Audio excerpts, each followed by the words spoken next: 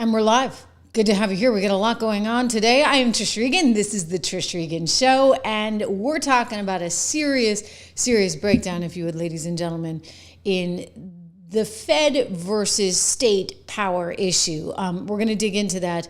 A local official was just arrested, I should point out, in the city of New York. We're going to get to all of these headlines as they're coming, and Letitia's effectively fanning the flames of this fire, if you would. Fanning the fire. Letitia James, okay? So she's kind of asking for it here. And believe me, Trump is delivering. All this as we get news that, what do you know? YouTube is number one. Yeah, number one destination for news and information. We knew this was coming, right? We knew. I knew. You knew. Well, maybe I didn't really know. But once I got over here, once I started, I knew. Anyway, it's bad news for ABC. It's bad news for MSNBC. The fired ABC news reporter is speaking out, saying, I think sort of what we already knew, but he's basically sticking it to Disney, if you would, as YouTube, as I said, takes over as the number one destination. Oh, and that Walmart boycott, that's getting real. Welcome to the program, everyone. So good to have you all here today as Letitia James runs, once again, some serious risks. And I'll tell you, they're serious risks because she herself is facing massive issues with the DOJ thanks to that mortgage fraud. An update on that for you. Welcome to the show. Letitia James, losing all kinds of key support. Letitia James, looking at an indictment. The grand jury subpoenas, they're flying. And what is she doing but fanning the flames of Donald Trump? So she's trying to make things more difficult for him. But I hate to tell her, you know what? The feds are going to win this thing all day long. The reason they're going to win, and the reason she's not a very good lawyer, frankly, is because of, well, this little thing called the Constitution. You know, that little thing that you're supposed to have studied, if you would, one Letitia James in law school, that law school that you went to, really not making anyone proud. Now, she's basically going after the locals. This is a breaking story coming to us courtesy of the New York Post that had the exclusive on this. Oswego, New York. Okay, the local officials there are like, whoa, because apparently Letitia does not want them engaging with federal law enforcement, engaging with ICE in any way, shape, or matter. If they do, oh, they're suddenly in trouble? I mean, what kind of breakdown is this? Again, they can't hit that subpoena fast enough for one Letitia James. The DOJ, I'm telling you, cannot move fast enough. Here we go. Here's the story. New York Attorney General Letitia James probing local cops for misconduct for working with Trump administration and with ICE. Excuse me? Excuse me. I mean, suddenly, what kind of twisted world do we live in? One in which Tish James is now going after local law enforcement because they're daring to work with the feds? Because they're daring to enforce the law of the land? Are you kidding me? I mean, I don't get it. I don't get it, but here is the New York Post story. Again, the headline, as we can confirm at this hour, New York Attorney General Letitia James probing local cops for misconduct for working with the Trump administration. So this is what's going to land her in a whole bunch of trouble. Okay, guys? She's basically saying, how dare you? This is a letter from the office of Letitia James asking the Oswego County Sheriff for details over any kind of cooperation that his office might be giving concerning the enforcement of federal immigration law. Okay, because for some reason in Letitia's warped mind, one, she's welcome to lie on a mortgage application while one Donald Trump can't, and two, the law enforcement in the state of New York is not supposed to work with the federal government in terms of helping in any kind of discovery of illegal migrants that are also criminals, because that is the craziness we have come to, all right? All communications between or among any member of the Sheriff's Office and any member of Homeland Security or its sub-agencies, including CBP and ICE at traffic stops, is also requested. She does not want them giving Donald Trump and his team squat. But let me tell you, this is what's going to take her down too. Okay, this is what's going to take her down. This is what Gavin Newsom just ran into out in California, where even the Ninth Circuit, and you know how liberal the Ninth Circuit is, had to say, you know what, we're going to allow this to stay. We're going to allow for the feds to come in and federalize the National Guard because you people clearly cannot get the job done. Kathy Hochul has a law in the books that restricts law enforcement from aiding in investigating, arresting, or deporting illegal migrants. So now Letitia's trying to enforce that. And in doing so, you know what's happening, ladies and gentlemen. She's setting up an entire war, a civil war between the state and the federal government, between New York and Donald Trump. And you know who's going to win that war all day long? I'm just going to give you a little preview. It's going to be the federal government. You know why it's going to be the federal government? Because of this little thing called the Constitution. And we can go through all the powers, the Supremacy Clause. We can go through the Commerce Clause. We can go through it all, the Naturalization Clause. Guess what? He's got the power, Tishy baby. You don't. Which is why she's flipping out and freaking out. We saw the latest sound, right? She sounds a little stressed, a little over the edge, right? And you want me to sit in my seat and stand idly by and allow this craziness to happen? You can come after me if you want, but you elected me to stand up. You elected me to use the law. You elected me to go to court. You elected me to continue to challenge this administration. You elected me to stand up for the least of God's children. You elected me to continue fighting on. And I will fight on. I'm sorry. What does one say to that? Fight, fight, fight, fight, fight. I mean, this woman is looking for something. She wants to create a fight. She does not want to actually help the federal government enforce the law. And you know what? The law is the law. I do recall a time, do you not? When the law was the law. Heck, even Obama, he had to enforce the law. He was deporting what? Some 1,000 migrants a day back in the day when actually the law was the law. Kind of makes you feel a little nostalgic now, doesn't it? Here's Barack Obama teaching Letitia James a thing or two. Last time we spoke, you said that you weren't king, you were president. There were only certain things you could do unilaterally. As time goes on, 1,000 deportations on average a day. People are wondering, and our Twitter feeds and Facebook feeds, that's the question everybody asks. Won't you at least consider unilaterally freezing deportations for the parents of deferred action kids? Yeah. Here's the problem that I have, Jose, and I've said this consistently. My job in the executive branch is supposed to be to carry out the laws that are passed. Congress has said, here's the law when it comes to those who are undocumented, and they allocate a whole bunch of money for enforcement. And what I have been able to do is to make a legal argument that I think is absolutely right, which is that given the resources we have, we can't do everything that Congress has asked us to do. What we can do is then carve out the DREAM Act folks, saying young people who have basically grown up here are Americans that we should welcome. We're not going to have them operate under a cloud, under a shadow. But if we start broadening that, then essentially I would be ignoring the law in a way that I think would be very difficult to defend legally. So that's not an option. And I do. It's not an option. In other words, he couldn't defend it legally, but somehow fast forward a few years and suddenly Letitia James is going after any cop who dares to actually cooperate with local, forgive me, federal law enforcement. So this is how you know she's going down.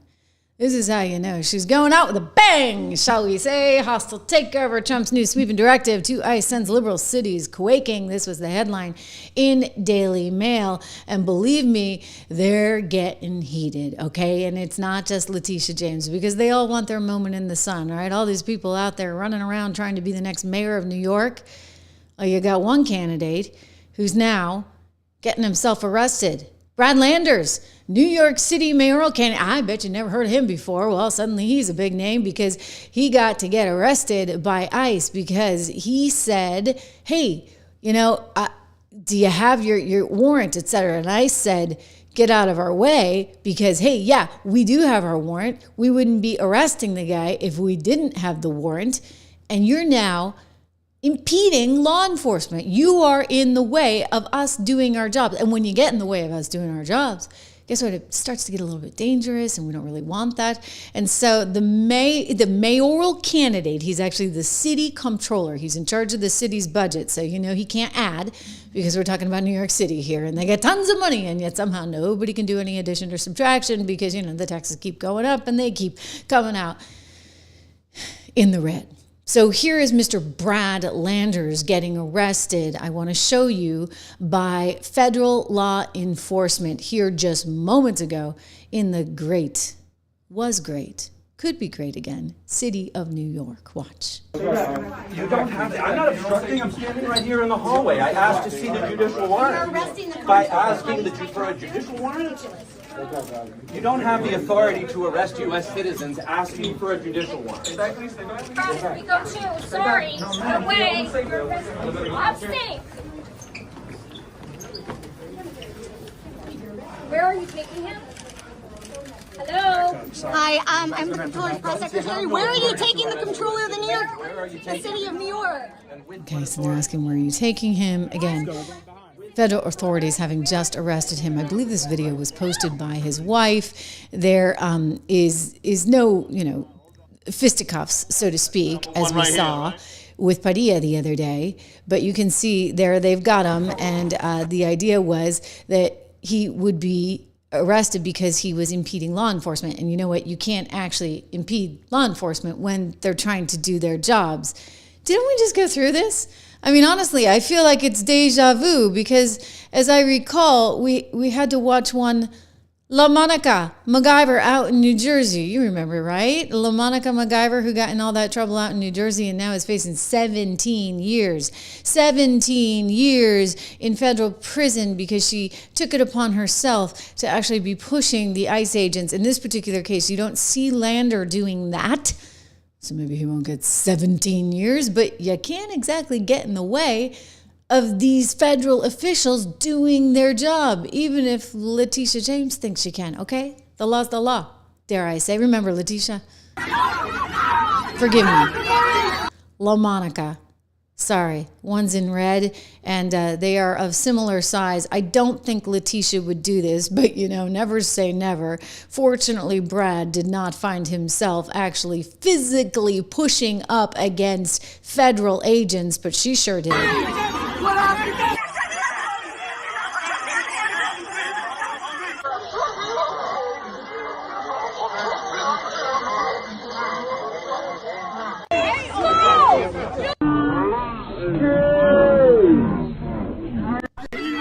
Unbelievable. Okay, so that's unbelievable. And now she's looking at 17 years for violating Title 18 U.S. Code Section 111A1 for assaulting, impeding, and interfering with law enforcement. So one would have to think they're going to get Brad Lander, the city comptroller of New York, once again on violating Title 18. Now, from what we can see, and again, we can go back to the video, there was no kind of assault. It was a peaceful transaction, if you would, but he kept saying, hey, how do you guys have a warrant to do this, etc. Maybe he's trying to put one AOC's recommendations and actions into words. So he finds himself now on the receiving end of the federal government making the decision that they are going to take him in. Again, the city comptroller of New York, in a rather unpleasant scene after demanding to see a judicial warrant for a man being arrested by immigration agents. He kept his hand, you'll notice, clutching the detainee's shoulder. And so this is once again part of why he was in the way. You don't have to. I'm not obstructing. I'm standing right here in the hallway. I asked to see the judicial warrant. By asking for a judicial warrant? You don't have the authority to arrest U.S. citizens asking for a judicial warrant. We go too. Sorry. No way. Abstain. Woo! All right. Where So- are you taking him? This is, so to speak, the Federal Showdown that some people like Letitia James have so desired. And you know what? It's coming to a head. But as I've told you before, she does not have a prayer in that case. Because again, thank you, Justin, for the generosity. Again, you've got somebody who is serving in direct defiance of the federal law. Because there is this thing called the Constitution, which apparently one Letitia James never studied. showing that, naturalization clause, Article 1, Section 8, Clause 4, remember this one, the Congress shall have the power to establish a uniform rule of naturalization. Okay, so if you have the power as Congress to establish a uniform rule of naturalization, and the law is such that it doesn't allow for people to be illegally here in the country, and it does allow for their arrest if they are here illegally in the country, and you have law enforcement going out and making those arrests, then I'm sorry, what exactly is this comptroller actually doing other than impeding law enforcement? And that is why we find ourselves in a situation where he is getting charged. I believe he'll be charged. We'll see what comes forward on all of this. But again, this didn't used to be hard back in the old days, right? We saw Obama. We saw Kristi Noem this week sounding a lot like Obama because she made the point, hey, you know what? I'm here. I'm here to enforce the law of the land. And if you don't like the law of the land, then it's your job to go change these laws, because Naturalization Clause, Article 1, Section 8, Clause 4 says the Congress shall have the power to establish a uniform rule of law, and it gives Congress the authority over citizenship, ladies and gentlemen, which is why no matter what they say, no matter how much the AOCs of the world carry on, no matter how much they threaten, they don't have a leg to stand on from a legal perspective. Anyone's breaking the law in this situation, it's not members of Congress, it's the Department of Homeland Security. It's people like Tom Homan and Secretary Kristi Noem. You lay a finger on them, we are going to have a problem. No, actually, I think you have a problem. I think you have a problem because I do believe, in the case of La Monica, anyway, she was laying a finger on, well, more than a finger, maybe a stomach, on the ICE agents, all right? And then in the case of Mr. Lander here, who's trying to get his moment of fame because he wants to run for mayor of New York, he's actually finding himself up a creek without a paddle because, again, of that little darn thing called the Constitution of the United States of America. And so where did they get their power, their federal power over immigration? I mean, come on, if there's one single thing that the federal government can do, and believe me, I love giving lots of power. Justin, thank you so much again for the generosity. I love giving all the power in the world, if you would, to the states, because I believe in small government. Hey, I grew up in Live Free or Die, New Hampshire, right? We had a very small government. We actually balanced our budget. Imagine, with no income tax and not even any sales tax. Amazing how that can happen, right? But anyway, you want a small government, but you also need to have the power to the federal government in cases when they actually need it for things like immigration, because you know what? It's a national security threat. You know what else?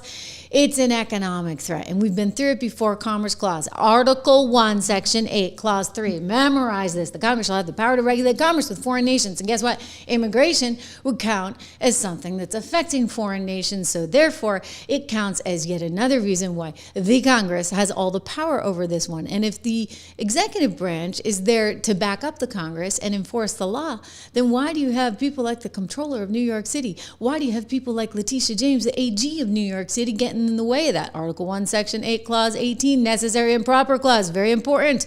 Okay? This gives the federal government the supremacy to make all laws which shall be necessary and proper for carrying into execution the foregoing powers. It allows for Congress to pass immigration laws as needed and to enforce those enumerated powers like naturalization, like the Commerce Clause. I'm telling you, Letitia James does not stand a chance here. But then again, Letitia James is not exactly the brightest bulb in the room, now is she? Letitia James is the one who somehow thought she would go after one Donald Trump for mortgage fraud, when in fact, it's something that she herself was guilty of doing it. I love the comments that she made. When powerful people cheat to get better loans, it comes at the expense of honest and hardworking people. Everyday Americans cannot lie to a bank and get a mortgage to buy a home. And if they did, our government would throw the book at them. There simply cannot be different rules for different people. Now, Donald Trump is finally facing accountability for his lying, cheating, and staggering fraud, she said, because no matter how big, rich, or powerful you think you are, no one is above the law, including you, Tishy baby, because guess what William Pulte has discovered on you? And this is no joke. FHA director saying we got mortgage fraud. Listen to his allegation. Recommended that the DOJ investigate New York Attorney General Letitia James over alleged mortgage fraud. The AG, Letitia James, has responded. We don't have the video, but here's the quote. "This investigation into me is nothing more than retribution.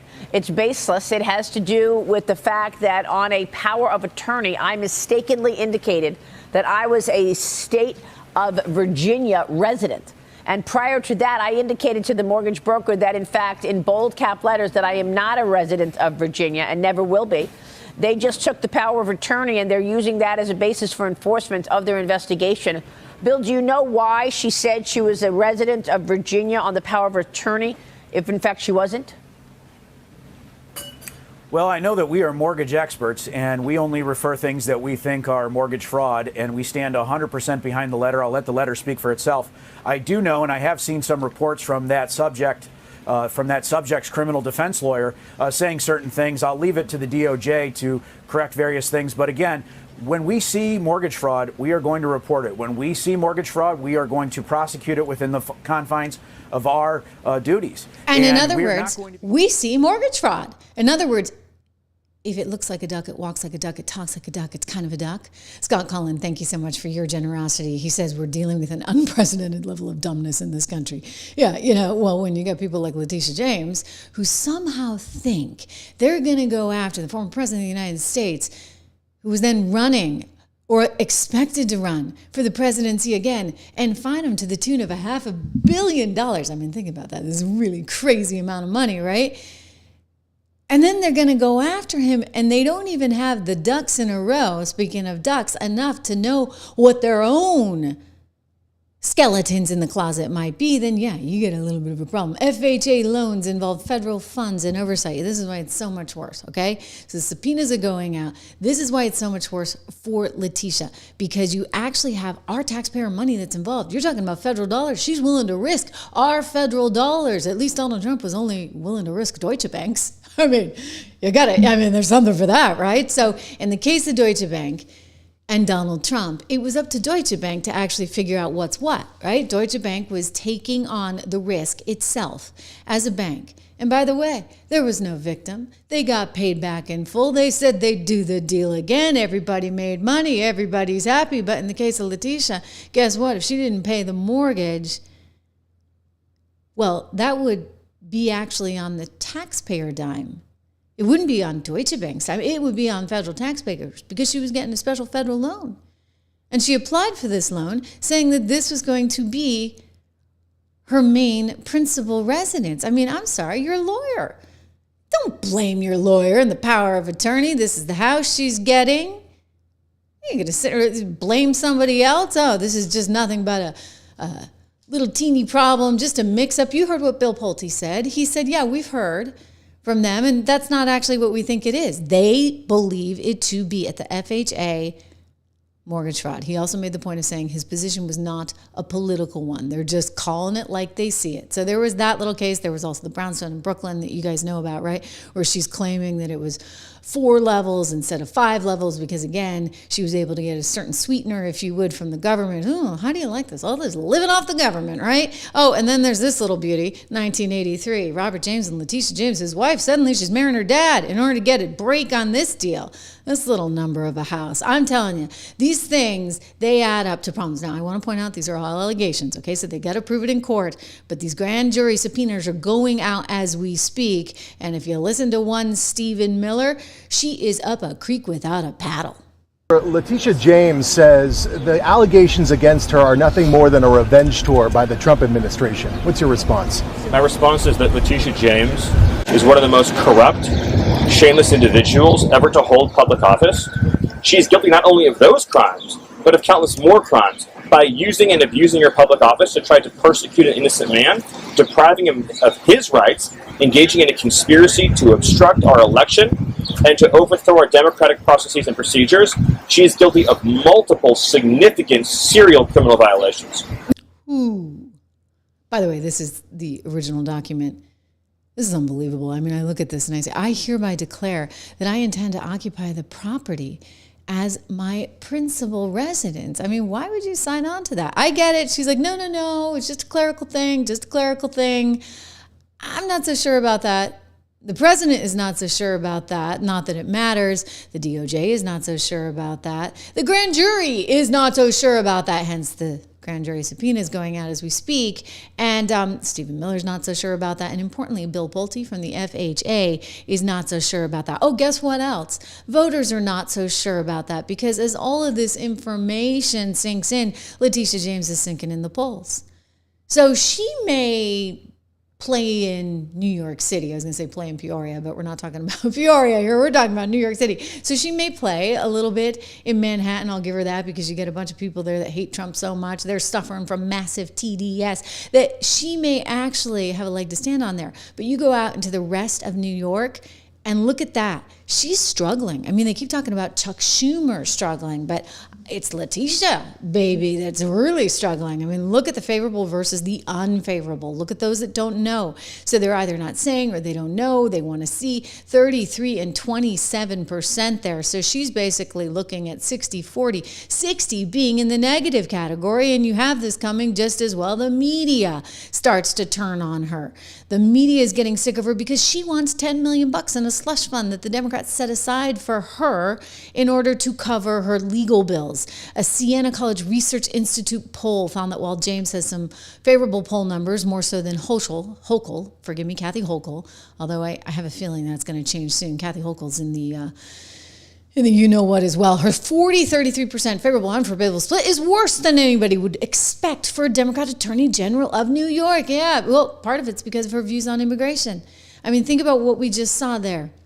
In the city of New York, Brad Lander, comptroller, getting arrested by federal agents because he's trying to impede law enforcement. Think of how we began this show. As I told you, what Letitia's latest and greatest thing that she's got up her sleeve is to go after any cops that dare to cooperate with federal law enforcement.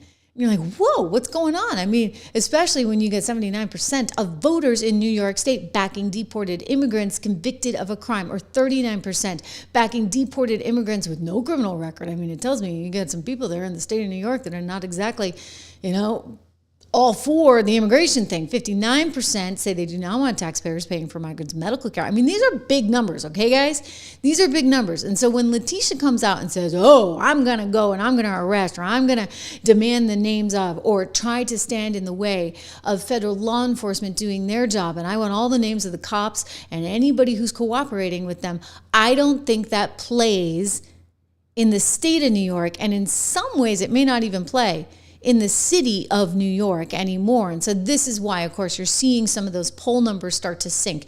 And, she's got other challenges and problems. Cuomo apparently is someone that she's getting kind of nervous about, who may be the next mayor of New York. We'll see. The guy who is pretty, I think he's a self-defined socialist, right? And a Palestinian protester. That guy who, was up screaming all kinds of things at Tom Homan, really unpleasant video that we've seen together. He's the one that AOC is backing. He's the one that now Bernie Sanders is backing. Apparently Letitia likes him too. ABC, anybody but Cuomo in her book because, they have a history. It kind of almost makes me like Cuomo, which I don't, right? So that tells you something. Scott Cullen, again, thank you for the generosity. Much appreciated. Trishy baby takes on Tishy baby. You know it. Anyway, this is just unbelievable to me, the whole thing. And I suspect she's going to be out as Attorney General for a variety of reasons. I mean, she should actually be in jail. Right? Because if they prove out these allegations, I think she should be in jail just because she was willing to corrupt her power. And it's something that came up in the appellate court as they make the decision there on what to do about the $500 million fine. One of the things the judges kept saying over and over again was, how is it that attorney generals like Letitia James could possibly see an expansion of their power to the private sector in this way? I mean, this kind of gives a lot of rope, if you would, to one attorney general, which is pretty darn scary. It's why Elise Stefanik is saying, hey, New York Bar Association, pay attention to this. It's why the legal group that used to be run by Stephen Miller, America First, is saying, hey, New York State Bar Association, would you pay attention to this? I mean, would you pay attention? One, because apparently she doesn't know how to fill out a mortgage application. She's either dumb or corrupt. Take your pick. I don't think either one look very good, all right? So she either lets somebody, another lawyer, fill it all out for her, and then just looks the other way when there are major glaring errors like, I'm going to live here full time while I'm Attorney General of New York, or she's really and truly corrupt. I suspect it's probably a combo deal, right? All right. Probably a combo deal. Anyway, her former colleagues can't stand her either. A lot of information lately saying how much they saw her as the kind that would abuse her power. I don't think any of that surprises us. None of that surprises us at all. But I would say this, you know what? They can't get her indictment fast enough. The grand jury's issuing the subpoena. She's going to be in court. I guess now she's going to see how it feels to be on the other side. I should point out it comes with a 30-year penalty. 30 years in prison, by the way. 18 U.S.C. 1014, false statements to obtain a federally insured loan. 18 U.S.C. 1001, false statements to the government. That is what Letitia James is up against as she gets madder and madder and madder at all the cops for daring to work with the Trump administration or with ICE. And this is once again why Donald Trump is saying, I've had it. You know what? I'm done with y'all. Guess what?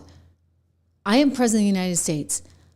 Congress and the executive branch are working aggressively overtime to enforce the federal law of the land. So if you don't agree with it, change the law. In the meantime, we will enforce the law. That's what I was elected to do. Tishy baby, sorry, right? Sorry. Hey, guys, did you see that YouTube is like totally killing mainstream media?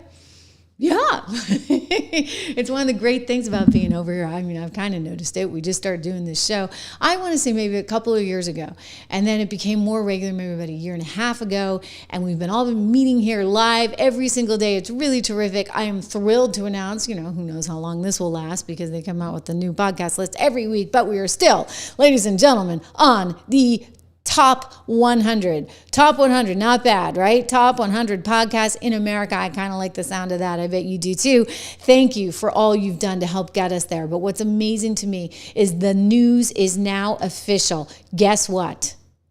Yeah, YouTube has taken over so much from mainstream media. It seems that people want their news in different places. It seems like the days of NBC, the New York Times, ABC, MSNBC, they're kind of over. They're kind of over because YouTube has taken over the spot. So here's an interesting story. Actually, this is on NBC, but we're reporting it here on YouTube. Streaming overtakes cable and broadcast as the most watched form of television. Okay, so Netflix historically, just in the last couple of years, has been doing really well, but now all of a sudden, guess what? Move over to Netflix. YouTube took that spot. So for the last 4 straight months, which is fascinating because I've seen this huge surge just in the last 4 months. It's almost like everybody just started coming over here. Y'all started cutting the cord, right? I cut the cord about I want to say 7 months ago, maybe 9 months ago. I don't know. Time flies when you're having fun, right? So it was a while ago. I saved a ton of money. My husband's like, oh my gosh, well, we have a few too many TVs, shall I say, with too many cable boxes in the house, given my profession anyway. There's like a TV with news everywhere, right? So we don't have any of those cable boxes anymore. They're all gone. We've saved a lot of money. It's been great. We're thrilled over here on the Trish Regan Show because we are one of the top 100 podcasts, and I love it. It's great. And go YouTube, right? Go YouTube all day long. I'll tell you this, a fired ABC news reporter is just speaking out, and he's kind of echoing a little bit of what I said. The problem is, it's like, why are you telling us now? Like, why were you trying to stand up there and pretend you were something else? It's a little bit of a headache for Disney because he's exposing, if you would, Disney and ABC for all it is and all the, the pretending of being somehow unbiased. Remember at The View when Sunny Houston was like, oh, well, we're ABC News, and that was Joy Behar. They're like, why does anybody listen to Joe Rogan? Who's Joe Rogan? Who is this guy? Like, we've never heard of him. Of course you haven't, because you're living under your tunnel, right? And they think he believes in dragons, and now Joe has like a Joe Believes in Dragons t-shirt that's like selling like hotcakes. It's kind of funny. Anyway, they were like, oh, how dare he? I mean, we're ABC News. We got the legal notes. We got this, that, and the other. We're so unbiased. And we're all like, really? Like, do you guys hear yourselves? Well, here's one of those reporters for one ABC News proving that, you know what? They're not that unbiased. In fact, there's a ton of bias. Every single one of them has it. They just try and pretend otherwise, right? My own feeling is you don't sacrifice your citizenship as journalism, and your job is not to be objective. There is no Mount Olympus of objectivity where a Mandarin class of wise people have no feelings about what their society. We're all in this together. What you have to be is fair and accurate. And I would refer to the interview with the president that I did, or a lot of my work. And I would also say that this, while very hot, is an observation, a description that is accurate and true. Really? You thought that interview you did with the president was really accurate and true. What about this one? Do you think this was accurate, true? When you talked about not having brains but biles? That seems to me to be not just a description, but something that is actually tremendously subjective and therefore can't actually be accurate. Well, just physically is not accurate. Mr. Terry Moran, there's another way some people like to pronounce it. But anyway, he said this horrible thing about Stephen Miller, and it was really inexcusable. I'm not even going to read the whole thing because, you can see it on X, but it's just gross. And it was so bad that the vice president actually picked it up. And this is what lost the guy his job, right? A couple of weeks ago, you had this news that Terry Moran posted a total vile smear on one Stephen Miller. And it was so not accurate, and it was so objective and so opinionated and so wild that, ABC actually said, we got to fire the guy over it. They came out and said at ABC News, we hold all our reporters to the highest standards of objectivity, fairness, and professionalism. He's trying to say, really, there is no objectivity. Well, you know who knew that? One Donald Trump, remember? In that accurate interview. Do you think the reputation of the United States has gone down under your presidency? No, I think it's gone way up, and I think we're a respected country again. We were laughed at all over the world. We had a president that couldn't walk up a flight of stairs, couldn't walk down a flight of stairs, couldn't walk across a stage without falling. We had a president that was grossly incompetent. You knew it, I knew it, and everybody knew it, but you guys didn't want to write it because you're fake news. All right. Thank you. And by the way, ABC is one of the worst, I have to be honest with you. Thank you. Well, that was accurate. Right? They just had this whole go around, right? Where Donald Trump basically humiliated the guy. So maybe, he had an axe to grind. I don't know. His opinion on Stephen Miller was clearly an opinion. And for him to sit there and say, there's any accuracy or whatever in it, I'm sorry. He was off the rails. I don't know. Maybe he had a few too many pops. It was a Saturday night. No excuse for it. Donald Trump, speaking to one Terry Moran just a couple days earlier, said this. Hey, they're giving you the big break of a lifetime. You're doing the interview. I picked you because, frankly, I never heard of you, but that's okay. I picked you, Terry. Hey, but you're not being very nice. He had MS-13 tattooed. Right, we'll agree to disagree. I want to move on to something else. Terry. Terry. Come on, Terry. Terry. That was great, right? So anyway, now he's out. But why isn't, Joy out or Whoopi out or Sunny out? Why is this the guy that's out? Why are they trying to hold him? Maybe because it's all right. He's part of our news division.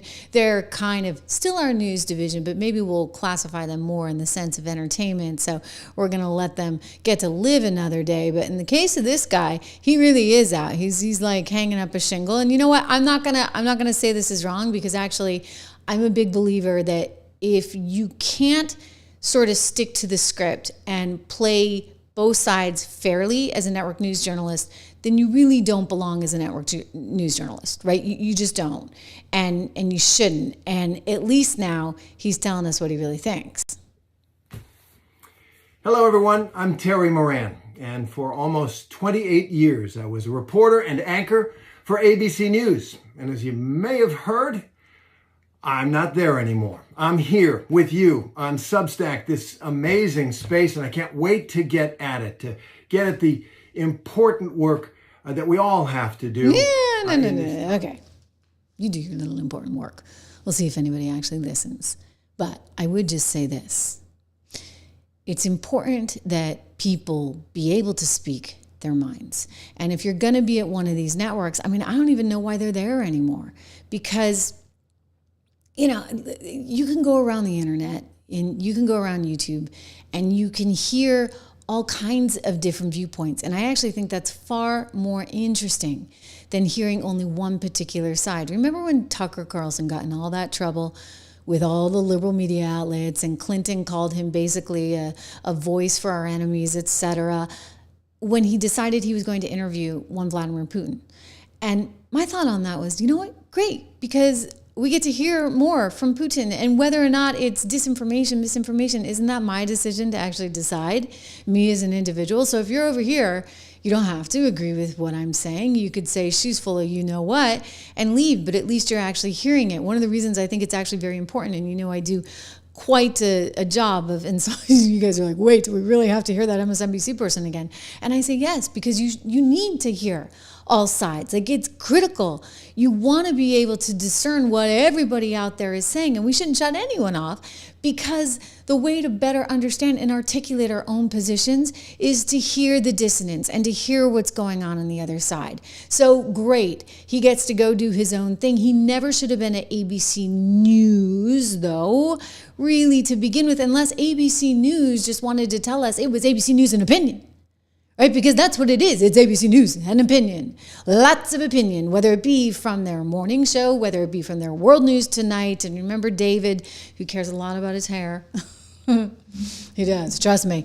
I mean, cares a lot about his hair, and he cares a lot about, you know, making sure this, that, and the other. They are all anti-Trump.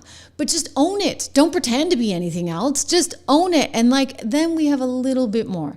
Just a little bit more respect for you. But think about it. This is exactly why YouTube has taken over this space. This is exactly why legacy TV, as you know it, as I know it, is really and truly over. And this is why something else is going to be over. Stephen Miller put a post out about the details of the big, beautiful bill, and he was attacked by one of the reporters apparently on ABC. I saw your tweet about it, and you say last night in a since deleted post, so-called journalist Terry Moran went on a rampage against Stephen Miller. What happened, Caroline? Well, ABC is going to have to answer for what their, again, so-called journalist put out on Twitter in the wee hours of the night, calling Stephen Miller vile. They said that President Trump is a world-class hater. And this is, again, coming from someone who is supposed to be an unbiased and professional journalist. This is unacceptable and unhinged rhetoric coming from someone who works at a major television network. We have reached out to ABC. They have said they will be taking action, so we will see what they do. Indeed, they did. Okay, so they took action, but that's fine. They took it there. But what about the rest of the operation, for goodness sakes? Why would one Whoopi Goldberg get a pass? I mean, I know that The View has gotten a warning. I know that Bob Iger is like, hey. I mean, we've got one ABC reporter admitting, finally, guess what? The media is biased. It always has been, always will be, because we're all just human beings. Okay, so be it. So why do you pretend to be something else?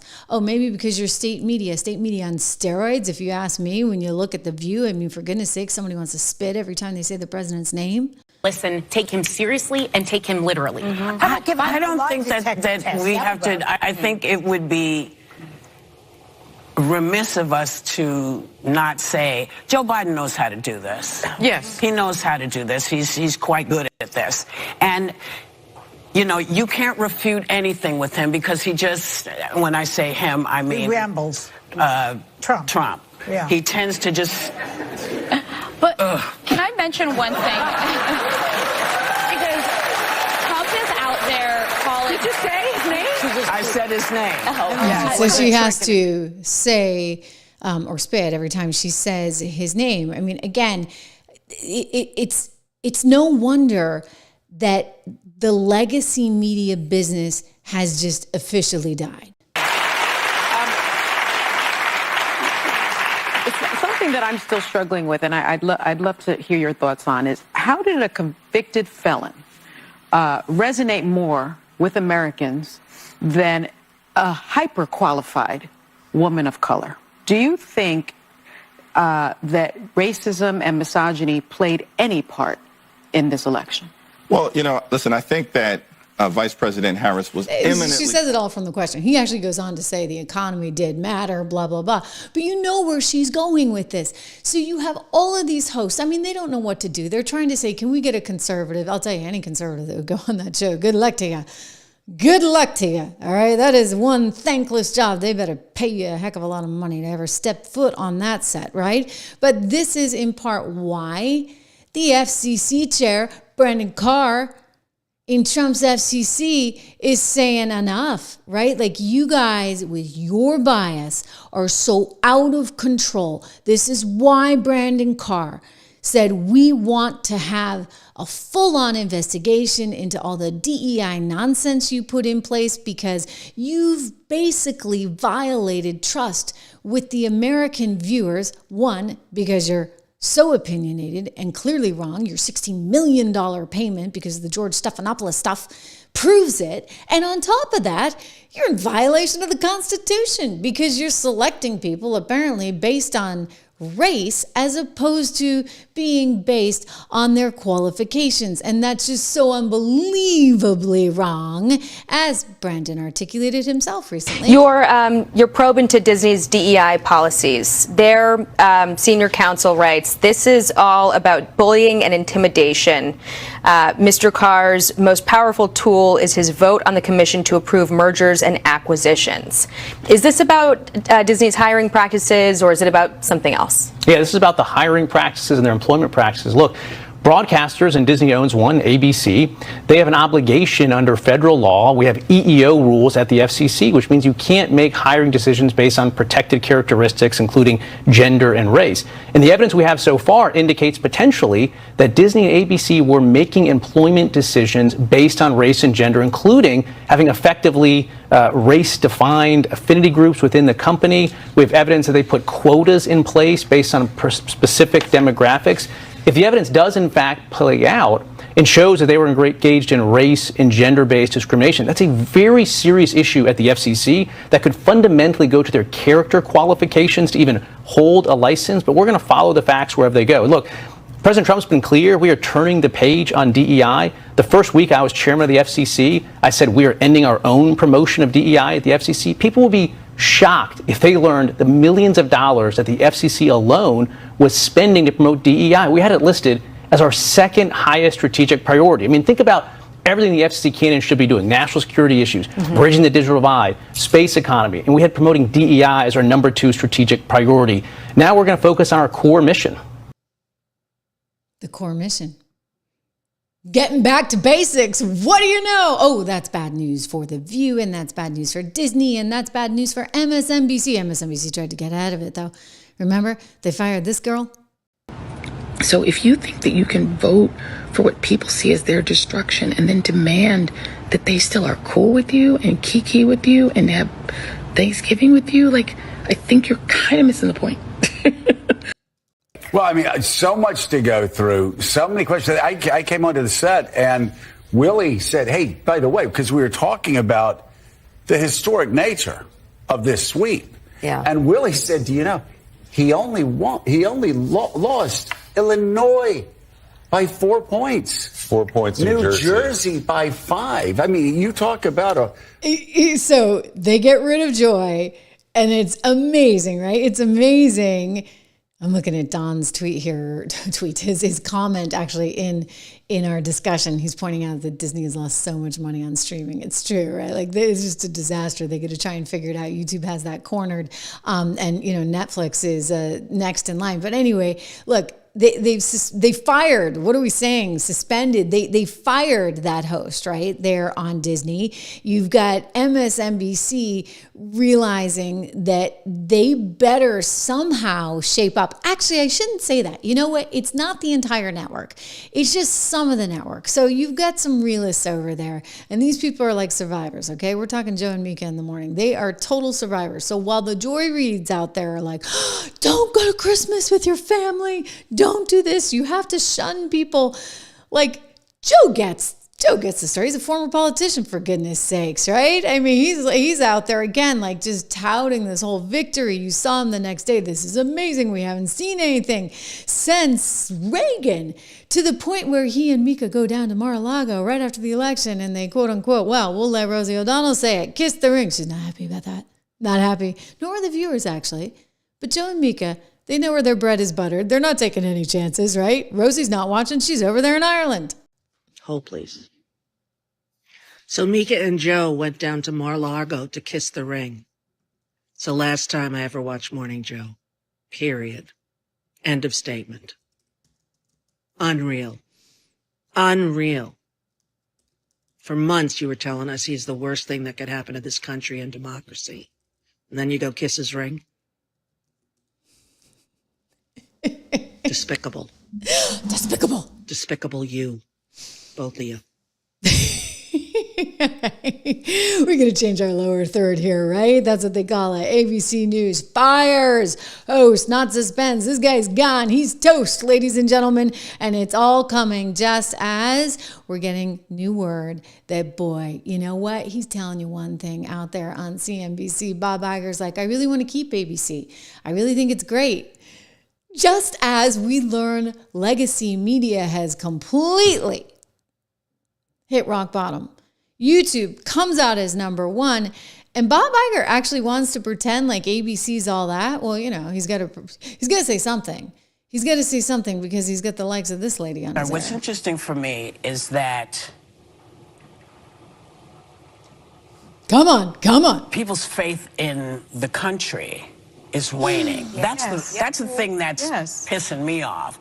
Because, in fact, there's a reason Joe Biden ran the way he did. There's a reason he's running for democracy now, because that's really what's at stake. You worried that you can't pay your bill? Wait till the other guy becomes president, and you won't have to worry about it because you'll be in some camp somewhere, because that's his promise. His promise to us is he's going to force people to do his bidding.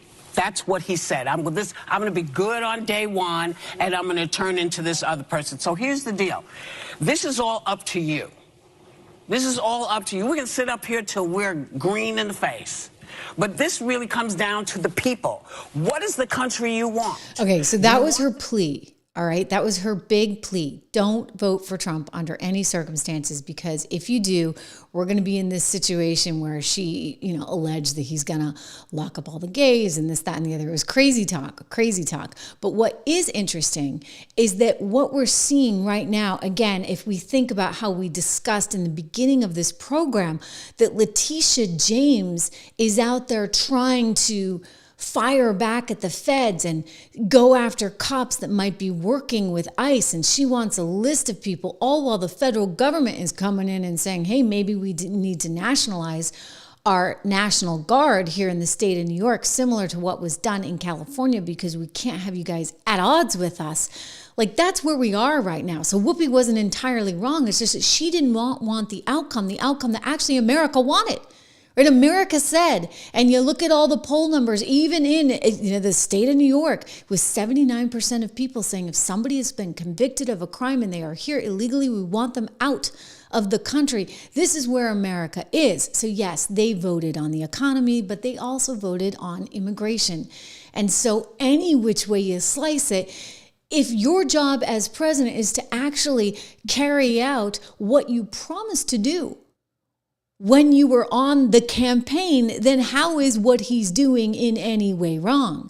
And so the more they sink in on this stuff, I just think, look, they're fine to say it, but you got to stop saying we're ABC News and we're journalism with a capital J, all right? Like, one of you guys actually said, I have a new logo for them. I should show it. It was kind of a funny J that you guys had, because it's really not a capital J. It's a silly, silly, silly J.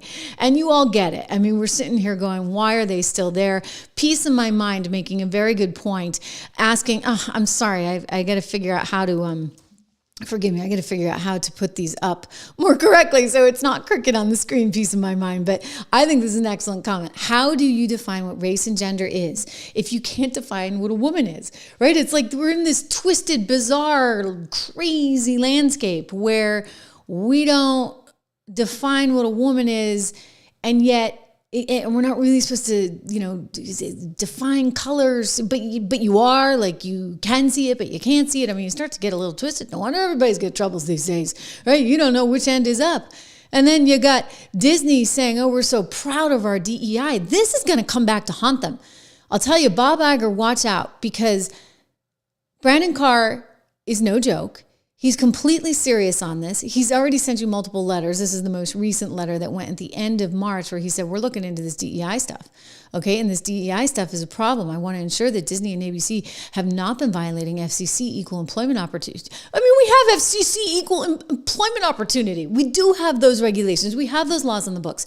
And so you can't violate those by promoting invidious forms of DEI discrimination. While I have seen reports that Disney recently walked back some of its DEI programs, significant concerns remain. He also said, you guys, and this is really important in the letter, this is important even to Disney shareholders, right? You should care about this right now, because he's willing to go back in time to see whether or not any of these DEI programs were in place. And even if they recently ended, then guess what? Disney is still in full violation. And so then you get a situation where, one, they were violating the law, the FCC laws on equal employment, and then two, they were simultaneously losing and abusing the trust, if you would, of everyday Americans, which is why Brandon Carr originally sent a letter back in December, right before Donald Trump came into office, saying, hey, guys, guess what? We may decide to not allow for those 250 or so affiliates, I'm making up the number, but it's about that, to actually have ABC affiliation, because you guys don't deserve to be carrying the news on federal airwaves. I mean, the FCC owns those airwaves, so you can see now they're up a creek without a paddle. And I suspect it's going to get worse. And you know what? It should get worse. It should get worse. They should actually just, you know what? They should sell the thing, because they don't know how to make a dime out of it anyway. I get that Bob's like, no, we got to keep it. We got to keep it. He wants to keep it because nobody wants to give him any money for it, because it's not worth that much. I mean, ESPN might be able to turn a dime or two because people pay for sports. We've talked about this. But on the news front, I'm sorry, it's a commodity, and you don't really have any compelling personalities. And, well, it's free everywhere else. So why do you think people are going to pay for your streaming? This was something I've showed you guys before about the boys' costumes, right, listed. I mean, how is this not some kind of violation of something? I don't know. I was so offended. This was like Halloween a couple of years ago. I'm looking for a Dash costume because my son is a runner and wants to go as Dash, and I do a search for boys costumes on Disney, and look what comes up, a whole bunch of princess things. You gotta be kidding me. So they're in a fresh conflict with the FCC, and it's the last thing they need at a time like this, especially, right, as they're dealing with Snow White being such a disaster. I'm telling you, they're gonna have to think about this. I realize they want to try and cash in on streaming, but guess what? YouTube's already got that cornered. They've been at it for 20 years.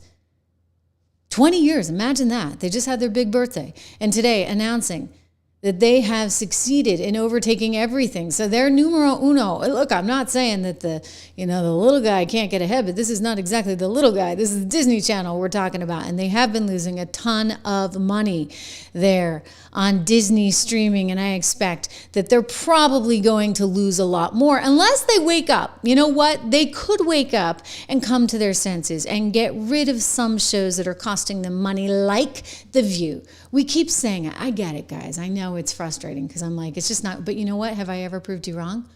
I've been like right on all this. I mean, I hate to say I told you so, but did I not tell you so? Joy Reid, bye-bye. I suspect Peppermint Patty will soon be bye-bye. I suspect that they may keep Rachel because they think that she can bring in something, but at some point she's going to actually have to work 5 days a week. You know, you have to actually work for a living at 25 mil, you know? You got to do something to earn it, Rachel. And I do suspect at some point they're going to have to get rid of this particular show because it is total garbage. I do believe that Fox News has overtaken it, although they probably overtook it a while back. I remember being on that show Outnumbered, and we were already toppling them. So The View is becoming quite toxic. From an advertiser standpoint, you don't want that toxicity, right? You do not want that, which is why if you're not going to have anything in the way of advertising, maybe you have something in the way of viewership. They're doing okay, in fairness to them. Like, they haven't completely cratered like MSNBC has, but they're not doing great. And they're not doing great enough to justify the kind of cost that goes into producing a show like The View every day. You know, you got the live studio audience and the zillions of cameras and a team of 150 producers, etc. They've already laid off a lot of the producers. They laid off Whoopi's team. They did actually announce more layoffs at ABC News as recently as within the last 10 days, and more layoffs, of course, at Disney within the entertainment division. I suspect at some point they're going to have to say, look, these ladies either pull it together or we're going to pull the plug. So Bob Iger has allegedly sat down the head of ABC News as well, and they've basically gone to Whoopi and to Joy and to Ana Navarro, all of these people, and said, hey, you know, we've got to actually pivot. We'd like to do some entertainment stories. We'd like to do some lifestyle stories. We'd like to stay away from the toxic politics that's digging us deeper and deeper into the hole. And it's not clear that message was so well received. I mean, other than maybe by Whoopi, I will, to her credit, say she is a pro and a professional, and she is an actress above it all, and she's tried to scale back, but her colleagues won't. So apparently the head of ABC News, I'm not even going to try to say this poor guy's name, reportedly, poor guy, right, because he's going to deal with all these crazies, reportedly met recently with the host and with the show producer to suggest a broader, less politically driven agenda. They didn't like that. No, they didn't like that. They didn't like it so much that, you know, Whoopi's out there snapping at her producers live on the air. This was interesting. So this particular clip really struck me. I mean, maybe she was trying to tease them a little bit, but I also think part of what was going on was she was mad because what is she supposed to talk about if she's not talking about Trump? You got to give her a script. She's an actress, remember? What's interesting for me is that people's faith in the country is waning. Yes. That's the thing that's No, I don't think pissing me people's off. faith in the country has waned at all. I think people's faith in the media has waned. I think people's faith in the Democrat Party has waned, but have they lost faith altogether? In the United States of America, absolutely not. I mean, you saw a record number of people coming out to vote for Donald Trump. He got the Electoral College. Remember that, okay? And the popular vote. News today, and we'll talk about that in a segment that I have coming up later this afternoon about just exactly what some foreign entities may have tried to do in that last cycle. We'll talk about that, as I said, later on in the afternoon. So stay tuned. Make sure, if you haven't subscribed, please subscribe to the channel. Make sure you do that. Share, like, comment. I want to get to MSNBC. We got a lot to talk about there. But before I do, we're looking at a market that's off today. My son even said to me, he's home from school now, he's like, Mom, my Bitcoin's way down. my Ether, it's way down, like everything. I said, honey, everything's down. So I bought a little bit today. I mean, gosh, even gold was down, I think, at one point. If you're interested in investing, and believe me, you should be, you need to be, you want to be. I'm going to get into my mom thing here with you.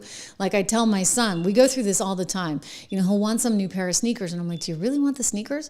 Because if you put the $200 in the market and over the span of 20 years, and I get into my compound interest speech, you're going to have a whole lot more sneakers than you would. It's important to remember that. So really, you know, as you have these, and I'm not saying that we don't all deserve little things here and there, but just remember that the cost is not just the cost of the sneakers or the particular thing you want itself. It's the forward-looking opportunity cost of what that money could otherwise be doing for you.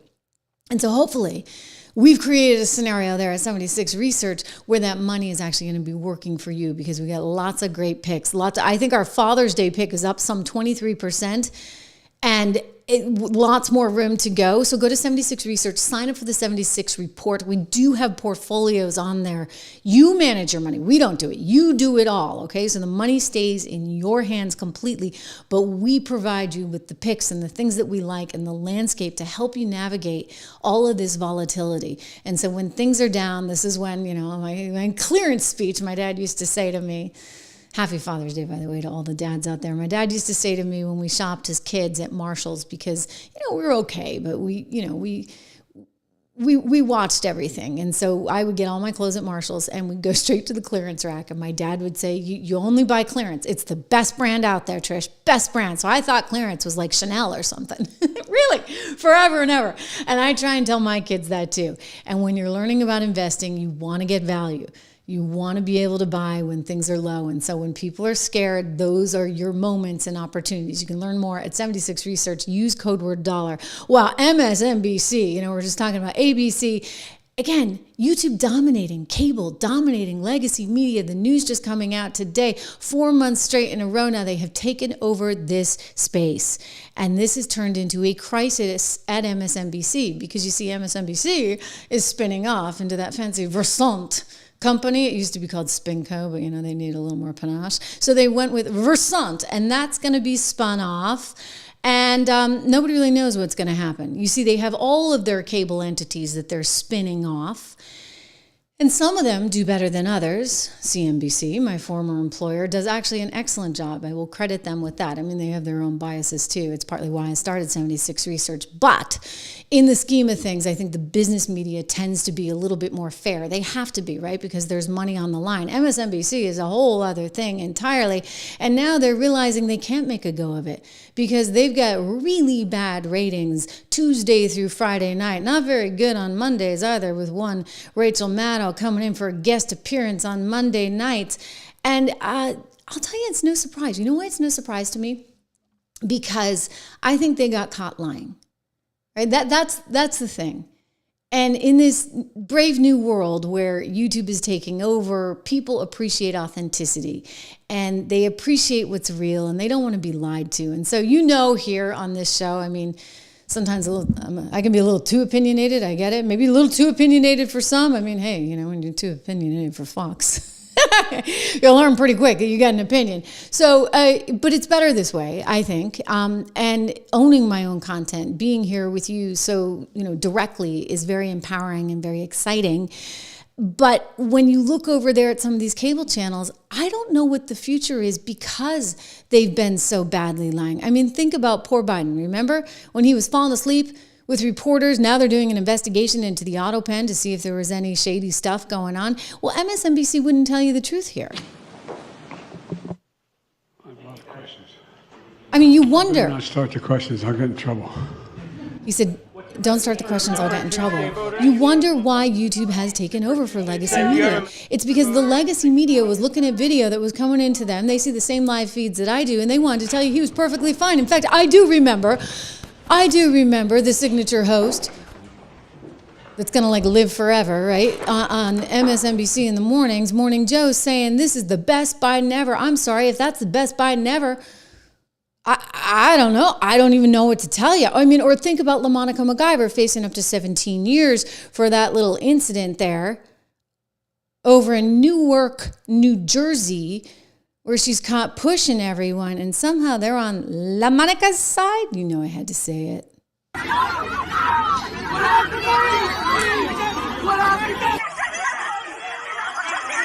Unbelievable.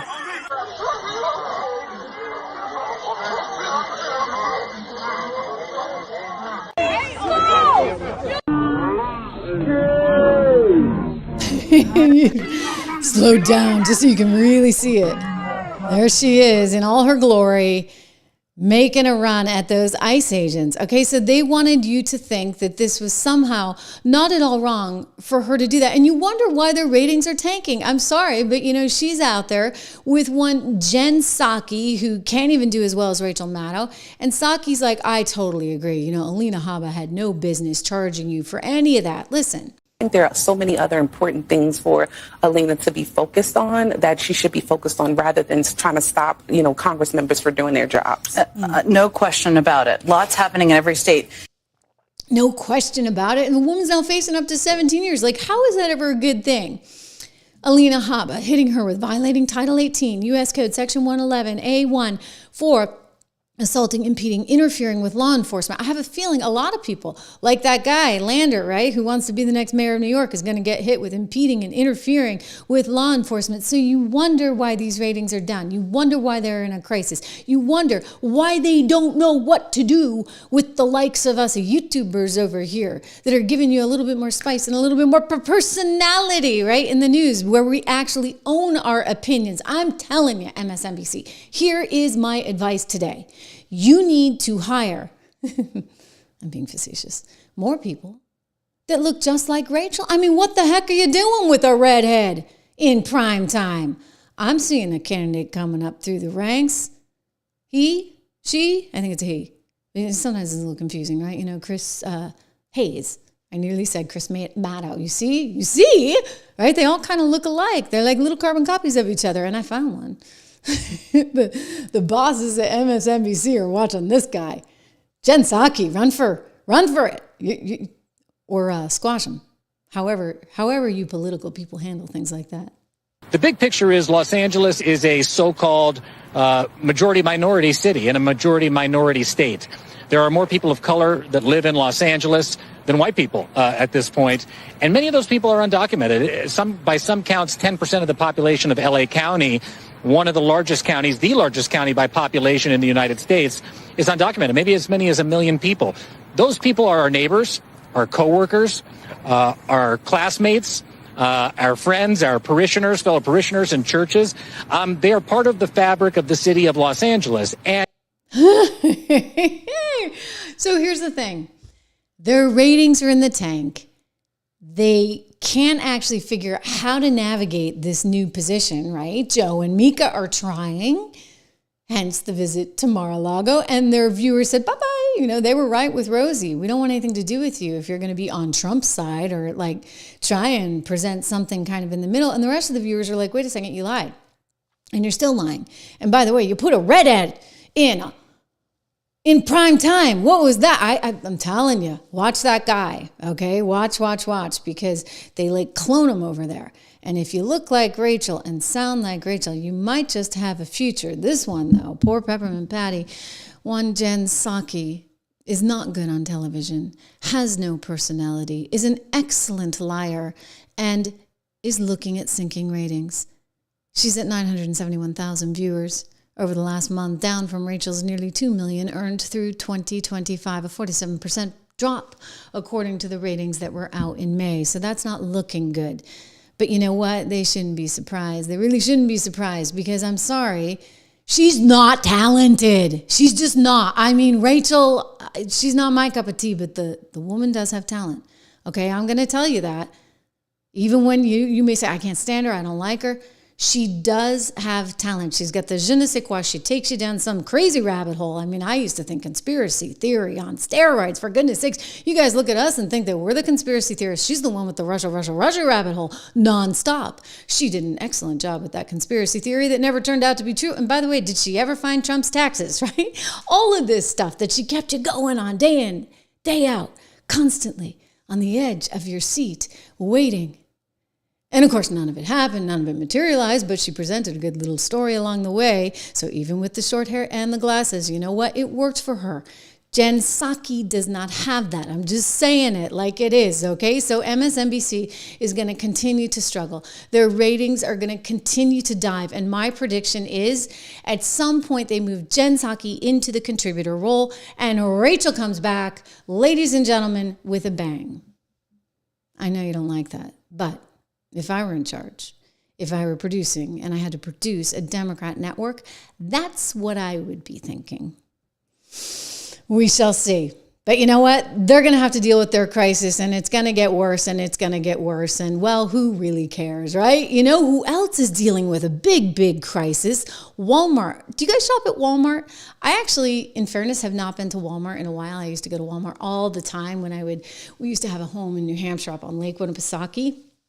And I loved it. I would go to Walmart. I knew things were getting a little weird though when my little girls, this was like, I was like, we've lived in the city just too darn long, honey, because my kids would be out there in the parking lot at like 2 years old going, taxi, taxi. My mom and dad would pull up in the car and they all thought it was the funniest thing. And I'm like, whoa, is this city living or what? But I would go to Walmart a lot in New Hampshire. I have not been in many years. We no longer have that house on Lake Winnipesaukee, so I don't get the chance to hit the Walmart store. But I don't know as I would right now because Walmart, they're on the line. Walmart is now responding. Feels it has to respond. It's trying to distance itself from one of its large shareholders. She actually owns 1.9% of the company because in the last, 5 trading sessions, the stock just keeps going lower, even lower today. And it's going lower because they're very fearful. Investors are fearful of not only what tariffs may mean for the company, but also what a boycott could mean for the company. A boycott because people are kind of upset about this woman right here. Her name is Christy Walton. She's the widow of John Walton, who was the son of Sam Walton, the founder, of course, of Walmart. And, well, she doesn't really like Trump very much, and she made that very clear in a New York Times full-page ad that she took out, because she's got tons and tons and oodles of money, pays to be married to the son of the founder of Walmart, to the point where everybody's picked up on it, even Carrie Lake asking, do you shop at Walmart? David Harris Jr. pointing out that it's totally wild that you have, in fact, his quote is insane, newspaper ad paid for by Christy Walton. Walmart heiress, like what's going on? I mean, Walmart knows the pain that Target got put through. They know the pain that Bud Light got put through. So this is why they're coming out and they're running as fast as they can. We condemn violence, including when it's directed towards law enforcement and the damaging of property. As a company with associates and customers in the Los Angeles region, we remain focused on the safety and that of the impacted associates, according to Bartlett, who is a spokesperson of VP Dan Bartlett over at Walmart.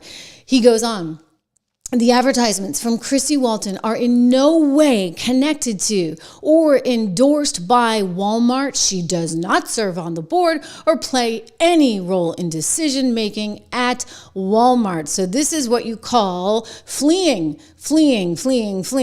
from that lovely heiress who could possibly take the company down. I guess, don't bite the hand that feeds you unless you got a whole lot of food to keep on eating. And likely she does as the woman who is the widow to the guy who founded Walmart. So it's a serious issue. I mean, look, all of these companies are trying to navigate this more dicey political space because for whatever reason, in the first Trump term, you could just kind of like bash them all day long, right? Like what was that about? They would just bash and bash and bash, and that was cool and that was clever. And now the administration has come in. They had 4 years on the sidelines. Everybody was like, what was that Project 2025 doing? I'm like, I think Project 2025 is actually fantastic, right? You had a bunch of lawyers thinking this through, saying, well, what if this happens? What do we do? Because the left had already thought it through. Obama had his peeps in there, aggressively using the law to their advantage. And Donald Trump came in, and suddenly it was like, well, veto, and Comey with this and that, and Russia. And before you knew it, you just couldn't get out of your own way if you were in the Trump administration. It was very difficult.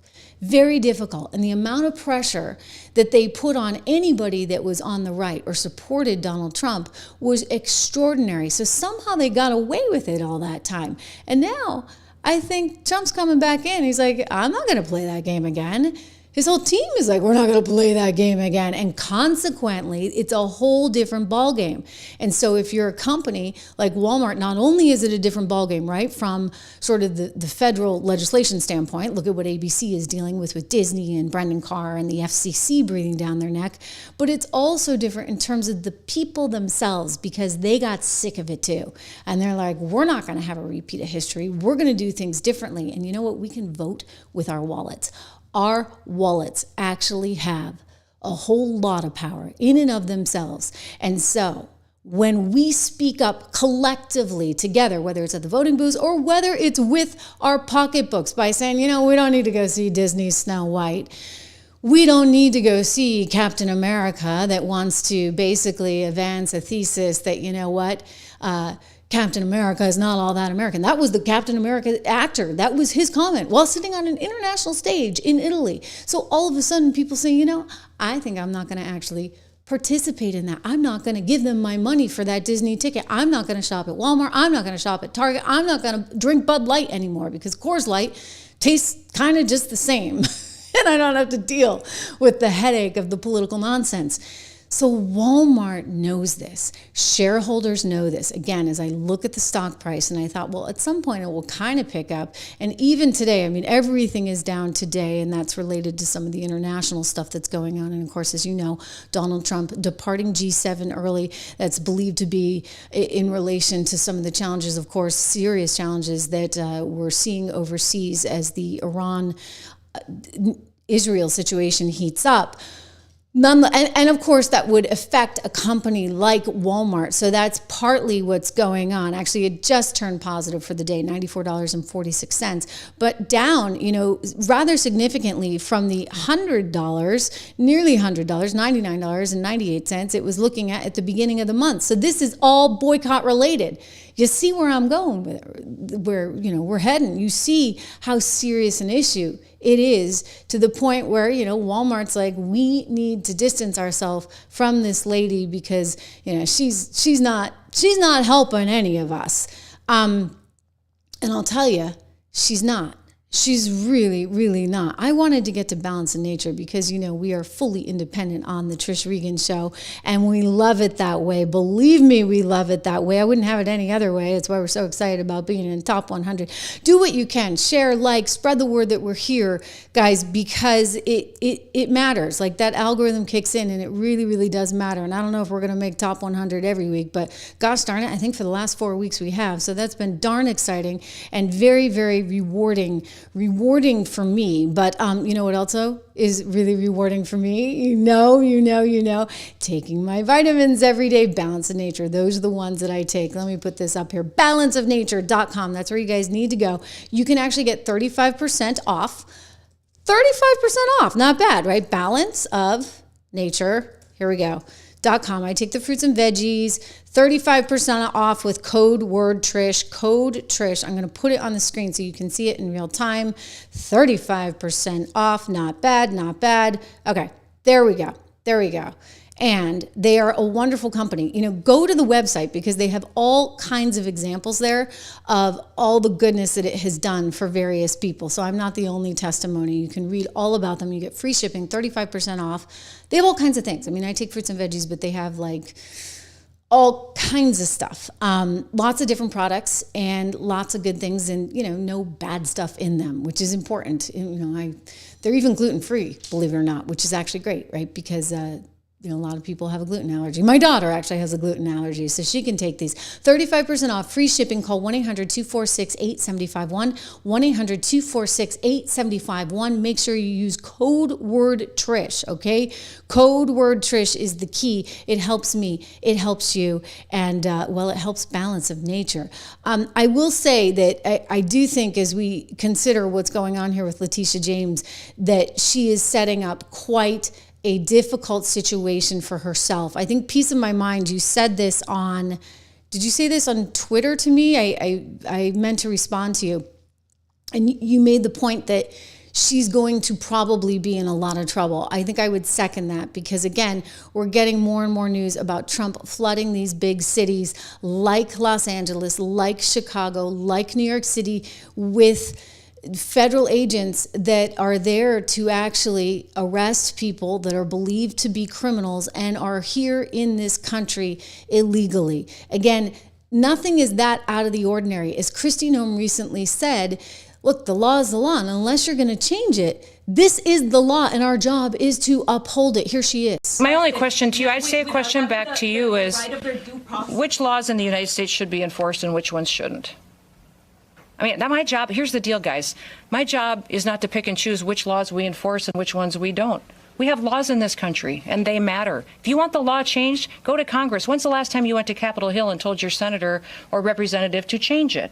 That's what they need to do. This is the perfect time for Congress to make a decision on how they want people in this country to be able to have an opportunity to come here legally and to fix this. We, as law enforcement officers and as a national security department and agency, my job is to uphold the law, and that's what I will continue to do. Boom. Okay.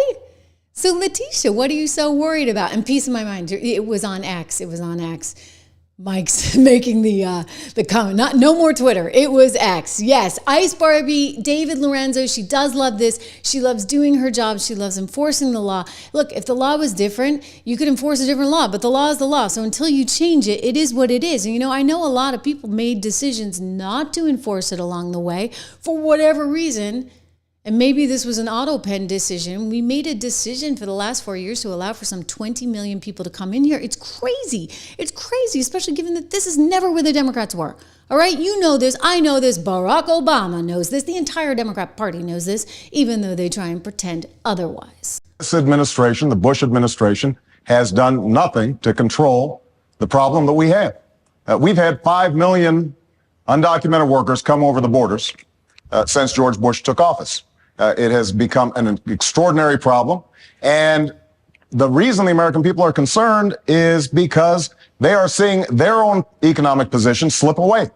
And oftentimes, employers are exploiting these undocumented workers. They're not paying the minimum wage. They're not observing worker safety laws. As president, I will make sure that we finally have the kind of border security that we need.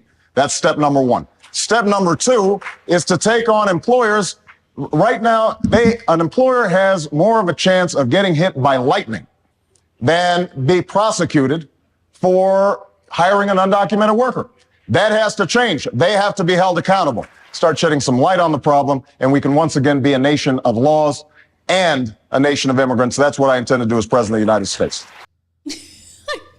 Well, he tried. He actually did a pretty decent job. He was deporting 1,000 people a day. He deported more people than anybody had ever seen. And then at some point, somebody came to the realization that what?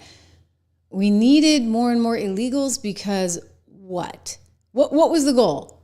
In all seriousness, what do you guys think the goal was? I'm going to tell you exactly what I think it was. It was all about redistricting. They wanted to make sure they had enough people in the state of New York or in various districts of Houston, Texas. I don't know. I mean, you tell me, right? I mean, if Leslie is watching, she's like, why do I have somebody like Jasmine Crockett as a representative from Texas? Well, maybe it's because of all this redistricting, right? If you count the population, when you look at the population, even if somebody's there illegally, they're counting that in, and that allows for a certain amount of representatives from each of these various states. So was that the goal? Was that the intention? Or was it even worse? Was it because they wanted to make sure that some of these people could vote in other elections?